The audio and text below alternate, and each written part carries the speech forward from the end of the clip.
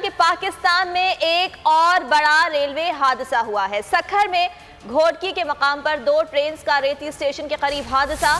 कराची से सरगोदा जाने वाली मिल्लत एक्सप्रेस की 13 बोगियां पटरी से उतर गईं। लाहौर से कराची आने वाली सर सैयद एक्सप्रेस पटरी पर पड़ी इन बोगियों से टकरा गई। खौफनाक तसादुम में 30 से ज्यादा मुसाफिर जाँ बहक, जबकि दर्जनों की हलाकत का अंदेशा भी पैदा हो गया है।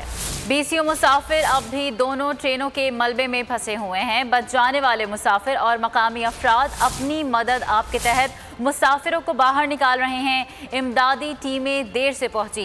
डीसी घोटकी के मुताबिक भारी मशीनरी मौजूद ना होने के बायस शदीद मुश्किलात का सामना करना पड़ रहा है। पाक आर्मी का दस्ता इमदादी कार्रवाइयों के लिए जाए हादसा पहुंच गया।